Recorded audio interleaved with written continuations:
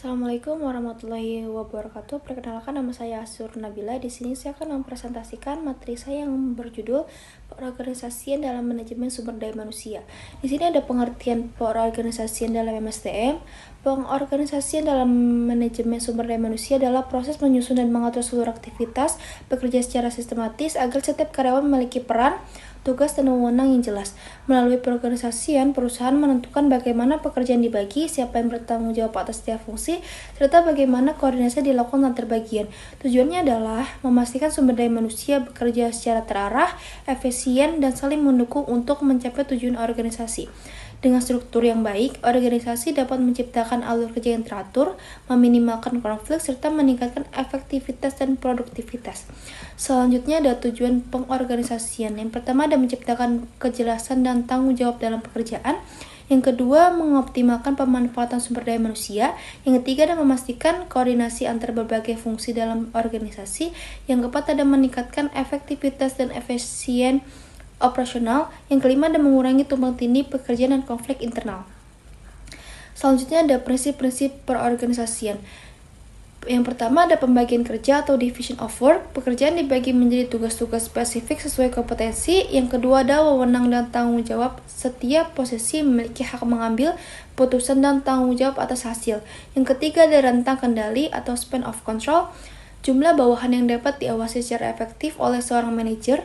Yang keempat ada kesatuan komando atau unity of command. Setiap pegawai sebaiknya hanya memiliki satu atasan langsung. Yang kelima ada koordinasi dan integrasi, menghubungkan berbagai divisi agar bekerja menuju tujuan yang sama. Yang terakhir ada delegasi, pelimpahan sebagian wewenang manajer kepada bawahan untuk meningkatkan efisiensi. Selanjutnya ada proses perorganisasian dalam MSDM. Yang pertama ada identifikasi tujuan organisasi, menentukan arah dan target organisasi.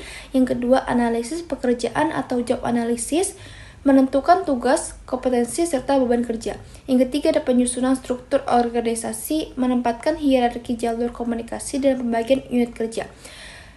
Yang keempat ada penyusunan job description dan job specification. Job description, tugas, tanggung jawab, fungsi. Yang kedua ada job specification, kualifikasi pendidikan, skill, dan pengalaman. Yang keempat ada penempatan karyawan atau placement, menempatkan pegawai secara strategis sesuai kemampuan.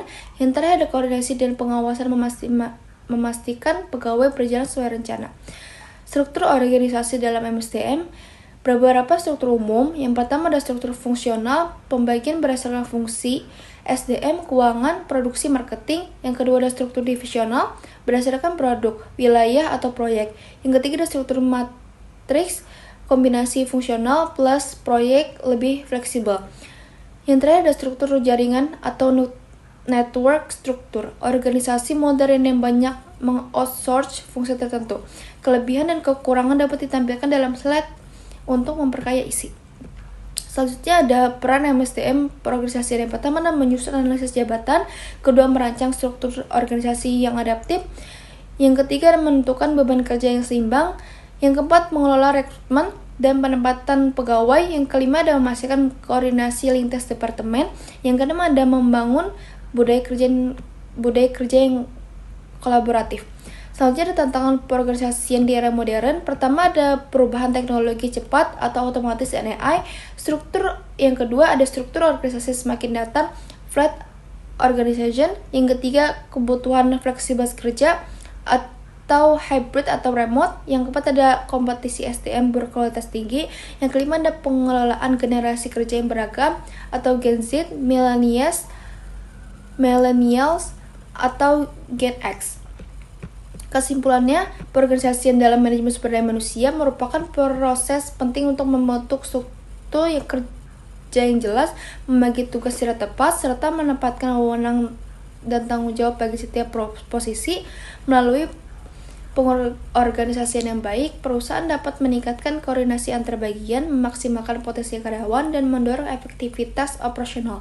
Dalam menghadapi perubahan dan tuntutan bisnis modern, perorganisasian juga membantu organisasi beradaptasi lebih cepat, menjaga alur kerja yang tetap teratur, dan memastikan seluruh sumber daya manusia bergerak menuju tujuan yang sama. Dengan demikian, perorganisasian menjadi dasar utama bagi tercapainya kinerja dan produktivitas yang optimal dalam perusahaan. Sekian dari presentasi dari saya, kurang lebihnya mohon maaf. Wassalamualaikum warahmatullahi wabarakatuh.